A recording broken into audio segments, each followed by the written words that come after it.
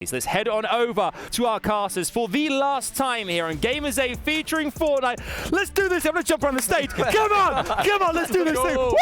Hey, here we go. This is the last game of this competition. They're jumping out the battle bus. Let's dive on it. We go. It's time.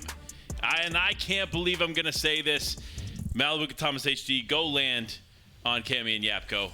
Because I still believe Thomas HD Malibuka. I said it yesterday at the post show. I said they're going to come back in a big way here in day 3, and I said they're going to take it all home. I still believe that. Thomas HD Malibuka, let's make it happen here. But let's dive in. One final game here for the Gamers8 event featuring Fortnite. And of course, we're going to start it off in Mega City. We see it here. Trying to loot on up. Time and time again, we've seen fights go down at this POI. These players looting on up, doing what they need to do. Or Acorn Epic Whale. Could see them taking this fight here. Nevertheless, lots of stuff happening across the board. Reason and Amar, though, opting to just back away, not take the fight. I don't blame them. They just need to take their time with this one. Inside of Mega City, we've seen fights over and over and over again. Hero and Fahad, we will check in and confirm they are not choosing to land on Cammy and Yapko. Just want to go about their way, secure where they are on this leaderboard in that second place spot as it currently stands, because Thomas HD and Malibuka are still very much in contention. So staying consistent here, because those are big dollar amounts they will be losing out on if they do end up dropping from this point. So I respect the decision, but at the same time, of course, though, the fans, you know, everyone is rooting to see something crazy, but I'm sure we will still, because this is the final game. Here we go, though. Robab going for the chest as the Andy sneaking up on him. It's going to be huge. Oh. A shockwave actually comes out, potentially saving him in this situation, but Refsguard now joining the fold here to get into the fight. But I think there's enough separation between them that Robab will be able to survive another day. Source falls in the elimination feed. Vino seems like they're going to be in an engagement themselves. Robab Kebab landing a couple of headshots. The bunkers will come out. But a quick switch back towards Mega City. Amar and Rezon looting up. Carmi Vanyak, same situation. Still Mega City staying true to what they know best. Malibuka finding an early elimination on Yamzo. That's going to be over near the racetrack in the tower area. Paper going to be the one left for that. These early... As Epic Whale and Acorn just trying to make something of their final game 2. One final push to the top 3. Potentially seeing where things are at. It's Carmi and Vanyak still fighting for Mega City. Surprisingly enough, you know what? Like, it didn't necessarily work out. Over. Sent back to the lobby for the final time. You have to remember that every misstep in this game could be the end, because after this, these players, most of them at least, are getting on a flight and headed home. Yeah, for Gentle, they need to have a big game here to finish off the day. Remember, going into this, they were in 5th place. Made massive strides in the last 2 days, picking up a victory royale here on day number 3 to push them into that 7th spot. They've held on to it for the time being, but the points are so close. They could do some crazy stuff here, take home some big money if they can capitalize in the moment, because this is the moment for them. The biggest zero-build tournament in history, and they have a possibility to make a run for the top 5. They just need to minimize their mistakes. In this last game, they've had 17 up until this point to learn. Now they have to execute. Interesting spot for Kanata and Agers, as they are now uncontested. No one really challenging them here nearby, but of course, you already know. They're ready for any kind of aggression that comes their way. Of course. Playing the building to perfection, not overdoing it here in the final game. Knowing how much this game can actually value them going into this one. Kanata and Agers, they were in 10th place starting the day, but have fallen to 22nd place. So a big game here can at least jump them up a little bit in the leaderboard, potentially even into the top 10, because the points are pretty close as far as the spread goes. But it just depends on how they play this one out. And I think everyone in this lobby is well aware of the standings. They know how close it is and how much of a difference in prize money it is as you make your way up the leaderboard. So you can see the lobby is dropping so much faster than what we're used to. We're only in the second zone and 67 players remain, 35 teams, versus what we're used to seeing where sometimes we won't drop a single team until 5th zone, which is when everyone, or at least the majority of the Storm playing teams, are forced to rotate in. And at that point, that's when most of the action kicks off. But this game has been very different. This is a team that we followed really closely in day number 1. Ultimately, they ended up dropping out of that top 10 contention relatively quickly. Sad to see, because Cease and Blake have a lot of potential here in this competition. Just this battle at Brutal Bastion continues on, just maybe a little too long here for him. And it looks like it's going to continue on here as Djinn and Sizlucky potentially got the vault. Yep, they did. They do have that exotic flapjack rifle. That's a good indicator, as well as the slurp juices, that they got a little something that Cease and Blake don't. Look for the missing piece of the puzzle of their lone loadout. Sizlucky and Djinn, a perfect example of adaptability in this kind of a lobby. Had some switch-ups and drop spots in the first couple of games. They made do with what they had available to them, and now are better for it as they've made it to the 18th game of the competition here on day number 3, Championship Sunday, where we will crown the Gamers8 featuring Fortnite 2023 champions. Hero and Fahad still very much in contention if they can ramp up the aggression, but very specific circumstances are what's going to actually allow them to make a run for first place. Granted, though, still so much on the line for the rest of this lobby. As you see Refsguard and Ziandi moving towards Trashy, spotted him out here, connecting on those shots. There's the knock out of the air. Pump is split. They knew he was a solo. Spotted out. You can't make those mistakes because players like Refsguard will capitalize. Big play here from them as Pump unfortunately losing Trashy. That's going to be Ziandi, of course.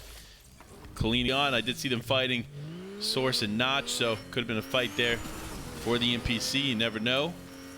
But the game continues on here as Malibu and Thomas HD. 2 eliminations already on the board, and they're not slowing down. Now they're going to be looking for something big. Malibuka, Thomas HG, no strangers to a big stage, and very aware of the type of games it's going to take to be and finish where they want to. So they're going to be playing more aggressive, ramp things up. But Vino and Queasy have something to say about it, connecting on these shots. The explosive repeater just making contact with the car instantly. Overshield off. Big chunk of damage. Now they'll take the fight to them. Big shots with shotguns being exchanged. That breacher, Thomas HD, off the right-hand peak. Such low HP. Vino falls, but there it is. Queasy clutching up. The 2v1, there it is. Queasy finding both Malibuka and Thomas HD falling early on here in the game to end it all. That's your 3rd place team going down. Unfortunately, their run for 2nd place is finished. Wow. That's Hero and Fahad clear into 2nd place. But remember, right on their heels, Acorn and Epic Whale still in this one. I'm almost speechless. I can't believe it.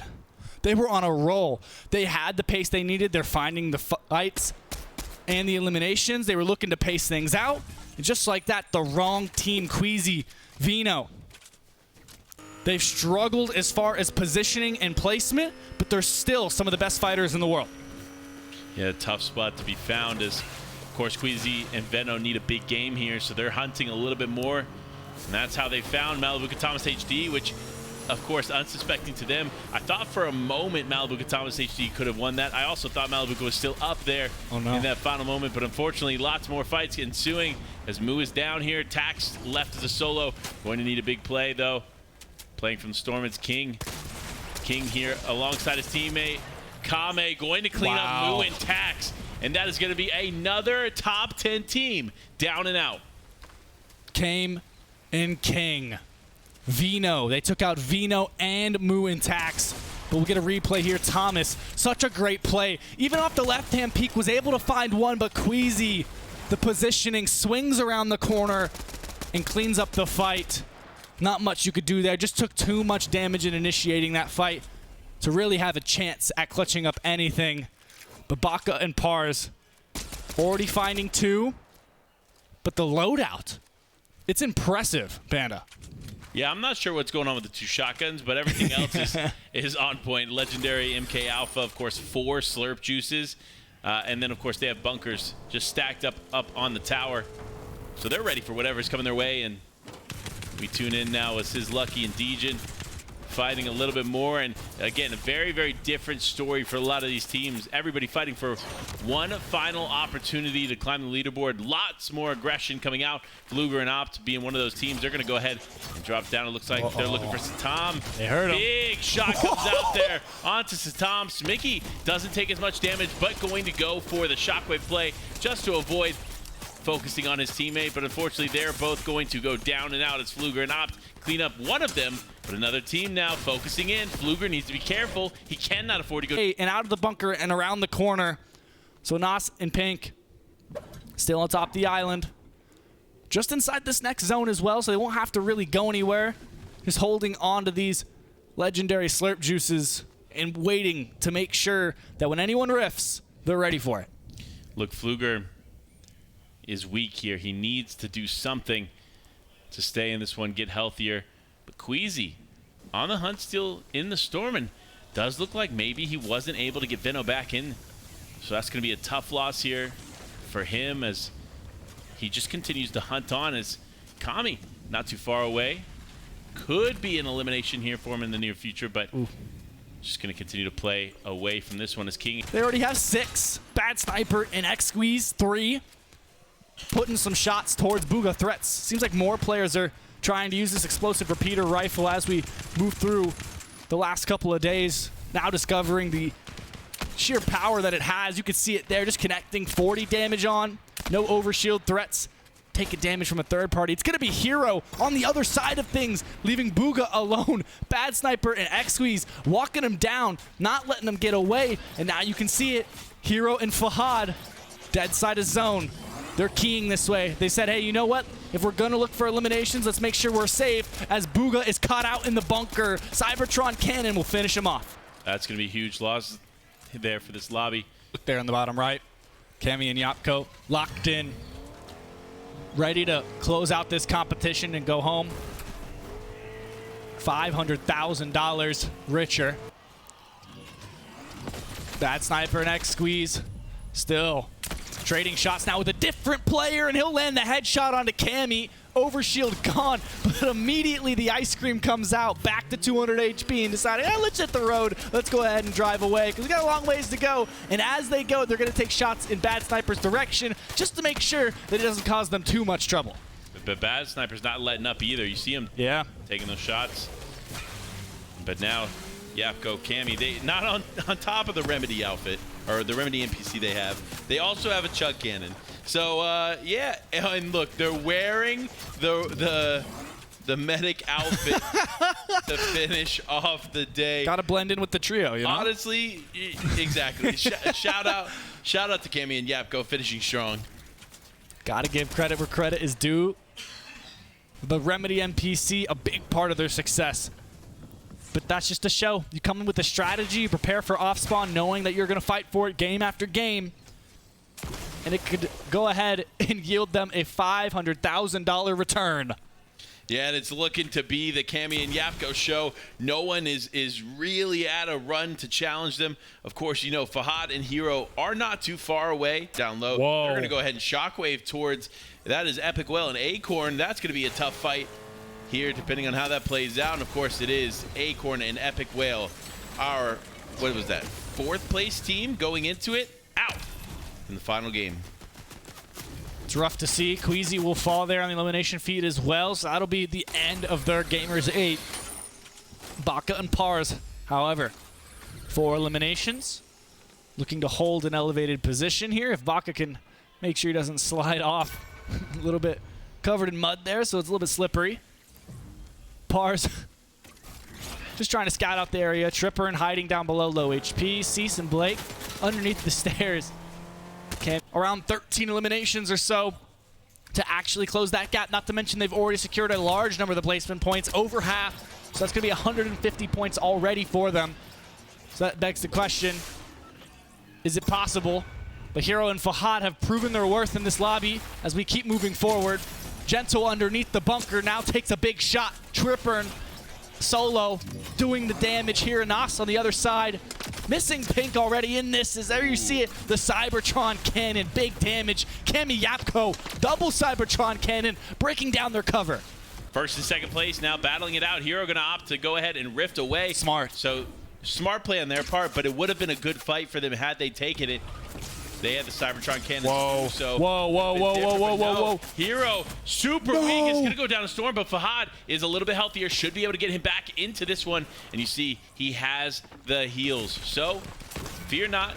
There's a good chance they'll get back into this final fight. It's Cami and Yapko potentially fighting against Casca and Revise there. Needs to be careful. Big shots coming from above. That's Axeforce too.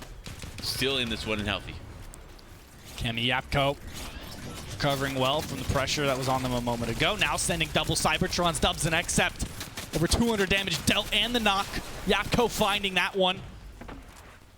Has to take a second to pause. Decides, hey, whoa. We are looking to try and get aggressive here, and we're getting pressured. But you can see Fahad falling in the elimination feed in the top left. That's a big player. It's going to be a big loss here for the lobby, but Yapko and Cami remain, and this could be the clear indication of who the champions may be, but one game still to finish out here, and it's coming to a close. Going to go down. Dub's going to go down, and that's going to be the hand of Yapko as he just continues to rain on. This man is just unstoppable here from the start. And they're just going to hold down this position for as long as possible. Zone is not pulled too far away. And they're going to be looking to grab some of this refresh. They see the shockwaves. They know that's the missing piece of the puzzle, so they can move as a squad. Still, game is knocked in the distance. Vortexers holding on to this position as Gentle still in this game, but there's the Cybertron. A little bit of a caster curse. He will fall. Rizandi now atop the trees, trying to find a position in this zone, in the jungle. Axeforce taking to the skies, soaring sprints. Rizandi looking over, finds one, finds two. Baka falling, but in return, they've moved to the front side of zone. Cami and Yapko brawling within the wreckage, finds Cal Gamer. This fight continues on here as this game continues on. This could be one final win to close out the day. What a beautiful execution, but no, Cami gonna go down. Yapko now left as a solo, just trying to hold on. It's backside of zone 2. It will start moving momentarily as Vortexers putting down so much pressure here. Such a large presence down on this lobby. Cami confirmed. So their run here at this competition will be over. Yapko having to clutch up. MVP on day 1 is left alone to make something happen. Axeforce still ahead. Zeddy Tayson still ahead. Zone will pull for them. Yapko's just hoping that the attention is set towards the duo rather than himself. Vortexers forcing down a fight that Tayson and Seti could potentially win again. There it is. We see back-to-back wins. Oh, no. Comes out. Now he's taking the fight to Seti. Big shots come through. That's one. Can he get two? No. He goes down. Tayson now left as a solo player. Axeforce and Vortexers looking to finish this strong. They want to take the final game of the day. Can they do it as they drop down? Tayson just backing up. Axeforce just trying to heal up as Tayson gets into the storm. The ice cream cone is popped, giving him back 200 HP. Vortexers and Axeforce, the 2v1 situation to end Gamers8. Vortexers sending shots his way with the Cybertron cannon. Tayson lurking. They're going to be split here, so Tayson has the opportunity to piece them up. Take the fights one at a time. The big shots with the shotgun, but it's not enough.